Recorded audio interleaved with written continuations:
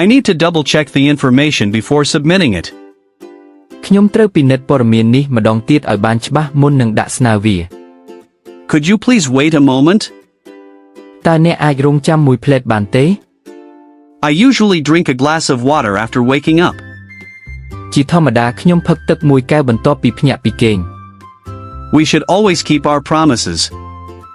យើងគួរតែរក្សាការសន្យារបស់យើងជានិច្ច I didn't notice the change at first. ដំបូងឡើយខ្ញុំមិនបានកត់សម្គាល់ការផ្លាស់ប្ដូរនោះទេ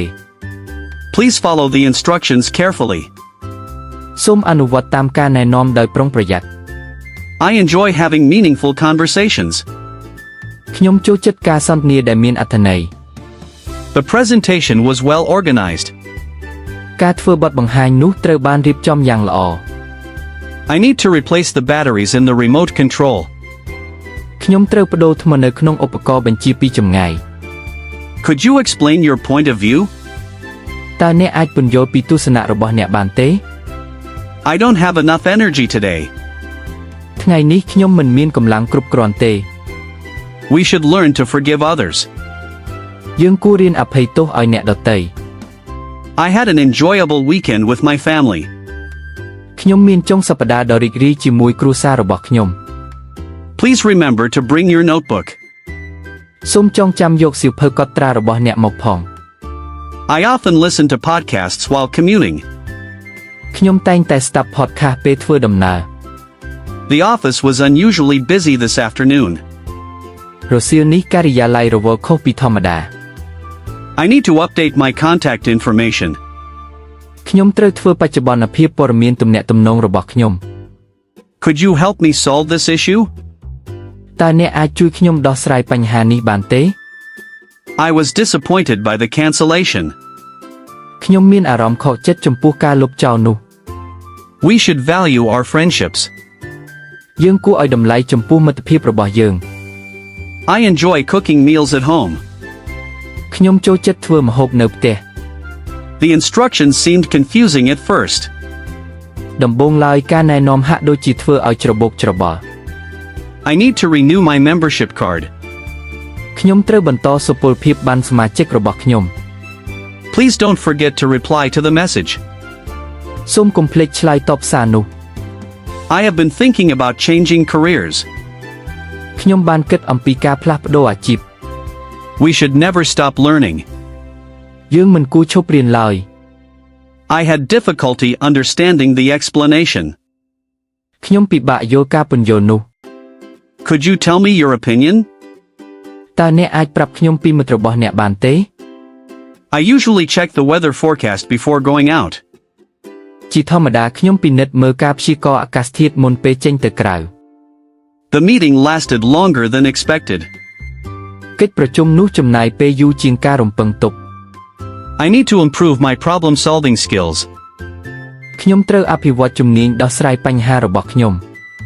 Please be respectful to everyone. សូមគោរពចំពោះមនុស្សគ្រប់រូប I enjoy spending quiet evenings at home. ខ្ញុំចូលចិត្តចំណាយពេលល្ងាចដ៏ស្ងប់ស្ងាត់នៅផ្ទះ The new policy affected many employees. គោលនយោបាយថ្មីបានប៉ះពាល់ដល់បុគ្គលិកជាច្រើន I need to back up my important files. ខ្ញុំត្រូវបំរុងទុកឯកសារសំខាន់របស់ខ្ញុំ We should avoid making assumptions. យើងគួរជៀសវាងការសន្និដ្ឋានដោយគ្មានមូលដ្ឋាន I felt embarrassed by my mistake. ខ្ញុំមានអារម្មណ៍អៀនខ្មាសចំពោះកំហុសរបស់ខ្ញុំ Could you take a picture of us?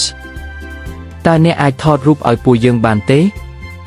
I usually review my work before submitting it. ជាធម្មតាខ្ញុំពិនិត្យការងាររបស់ខ្ញុំម្ដងទៀតមុនពេលដាក់ស្នើ The experience changed my perspective. បទពិសោធន៍នោះបានផ្លាស់ប្ដូរទស្សនៈរបស់ខ្ញុំ I need to buy a birthday gift. ខ្ញុំត្រូវទិញកាដូខួបកំណើត Please don't leave the door open. សូមកុំទុកទ្វារបើកចោល I enjoy learning about different cultures. ខ្ញុំចូលចិត្តសិក្សាអំពីវប្បធម៌ផ្សេង The room was brighter than usual. បន្ទប់នោះភ្លឺជាងធម្មតា I need to contact customer service. ខ្ញុំត្រូវតាក់ទងទៅផ្នែកសេវាកម្មអតិថិជន We should appreciate constructive criticism. យើងគួរឲ្យតម្លៃចំពោះការរិះគន់ក្នុងន័យស្ថាបនា I had a productive day at work. ខ្ញុំមានថ្ងៃធ្វើការដ៏មានប្រសិទ្ធភាព Could you help me move this table? តើអ្នកអាចជួយខ្ញុំរើទៅនេះបានទេ I usually spend some time exercising. ជាធម្មតាខ្ញុំចំណាយពេលខ្លះសម្រាប់ការហាត់ប្រាណ The book provided useful information. សៀវភៅនោះបានផ្ដល់ព័ត៌មានដែលមានប្រយោជន៍ I need to pay my bills this week. ខ្ញុំត្រូវបង់វិក្កយបត្ររបស់ខ្ញុំនៅសប្តាហ៍នេះ Please don't interrupt the speaker. សូមកុំរំខានអ្នកនិយាយ I enjoy trying new hobbies. ខ្ញុំចូលចិត្តសាកល្បងចំណង់ចំណូលចិត្តថ្មី The traffic jam caused a delay. ការកកស្ទះចរាចរណ៍បានបណ្ដាលឲ្យមានការយឺតយ៉ាវ I need to improve my grammar skills. ខ្ញុំត្រូវអភិវឌ្ឍជំនាញវេយ្យាករណ៍របស់ខ្ញុំ We should support people in difficult situations. យើងគួរគាំទ្រមនុស្សដែលកំពុងជួបការលំបាក I felt grateful for their generosity. ខ្ញុំមានអារម្មណ៍ដឹងគុណចំពោះភាពសប្បុរសរបស់ពួកគេ Could you give me your phone number? តើអ្នកអាចផ្ដល់លេខទូរស័ព្ទរបស់អ្នកឲ្យខ្ញុំបានទេ I usually prepare my meals in advance. ជាធម្មតាខ្ញុំរៀបចំអាហាររបស់ខ្ញុំទុកជាមុន The teacher encouraged students to participate. គ្រូបានលើកទឹកចិត្តសិស្សឲ្យចូលរួម I need to check my schedule again. ខ្ញុំត្រូវពិនិត្យកាលវិភាគរបស់ខ្ញុំម្ដងទៀត Please don't forget to charge your phone. សូមកុំភ្លេចសាកថ្មទូរស័ព្ទរបស់អ្នក I enjoy watching the sunset. ខ្ញុំចូលចិត្តមើលថ្ងៃលិច The decision had a significant impact. ការសម្រេចចិត្តនោះមានឥទ្ធិពលយ៉ាងសំខាន់ I need to wash my clothes tonight. ខ្ញុំត្រូវបោកខោអាវនៅយប់នេះ We should think positively during hard times. យើងគួរគិតក្នុងផ្លូវវិជ្ជមាននៅពេលជួបការលំបាក I had an interesting experience at the conference. ខ្ញុំមានបទពិសោធន៍គួរឲ្យចាប់អារម្មណ៍មួយនៅក្នុងសន្និសីទ Could you explain the rules once more? តើអ្នកអាចពន្យល់ច្បាប់ទាំងនោះម្ដងទៀតបានទេ I usually spend time reflecting on my day. ជាធម្មតាខ្ញុំចំណាយពេលគិតពិចារណាអំពីថ្ងៃរបស់ខ្ញុំ The audience applauded enthusiastically. ទស្សនិកជនបានទះដៃអបអរយ៉ាងឃ្លាវខ្លា I need to improve my concentration. ខ្ញុំត្រូវអភិវឌ្ឍការផ្ដោតអារម្មណ៍របស់ខ្ញុំ Please keep the classroom tidy. សូមរក្សាថ្នាក់រៀនឲ្យមានរបៀបរៀបរយ I enjoy visiting museums and art galleries. ខ្ញុំចូលចិត្តទៅទស្សនាសាលមន្ទីរនិងវិចិត្រសាលសិល្បៈ The package arrived earlier than expected. កញ្ចប់ទំនិញនោះបានមកដល់លឿនជាងការរំពឹងទុក I need to finish this task before lunch. ខ្ញុំត្រូវបញ្ចប់កិច្ចការនេះមុនពេលញ៉ាំអាហារថ្ងៃត្រង់ We should be honest in our relationships. យើងគួរមានភាពស្មោះត្រង់ក្នុងទំនាក់ទំនងរបស់យើង I felt excited about the opportunity. ខ្ញុំមានអារម្មណ៍រំភើបចំពោះឱកាសនោះ Could you recommend a good movie? តើអ្នកអាចណែនាំភាពយន្តល្អមួយឲ្យខ្ញុំបានទេ I usually avoid unnecessary arguments. ជាធម្មតាខ្ញុំជៀសវាងការឈ្លោះប្រកែកដែលមិនចាំបាច់ The discussion helped clarify the issue. ការពិភាក្សានោះបានជួយបញ្ជាក់បញ្ហាឲ្យកាន់តែច្បាស់ I need to make an appointment with the doctor. ខ្ញុំត្រូវណាត់ជួបជាមួយគ្រូពេទ្យ Please don't forget your umbrella. សូមកុំភ្លេចយកឆ័ត្ររបស់អ្នក I enjoy spending time in nature. ខ្ញុំចូលចិត្តចំណាយពេលនៅក្នុងធម្មជាតិ The training session was very helpful. វគ្គបណ្ដុះបណ្ដាលនោះមានប្រយោជន៍ខ្លាំងណាស់ I need to review the contract carefully. ខ្ញុំត្រូវពិនិត្យឲ្យកិច្ចសន្យានេះដោយប្រុងប្រយ័ត្ន We should respect people's privacy. យើងគួរគោរពឯកជនភាពរបស់អ្នកដទៃ I felt nervous before giving the presentation.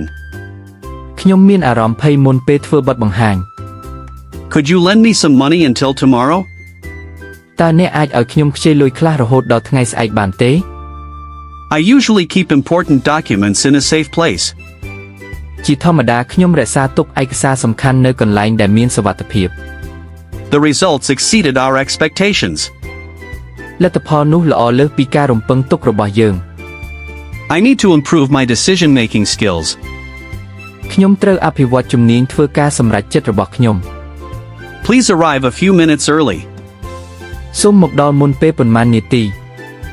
I enjoy sharing ideas with others. ខ្ញុំចូលចិត្តចែករំលែកគំនិតជាមួយអ្នកដទៃ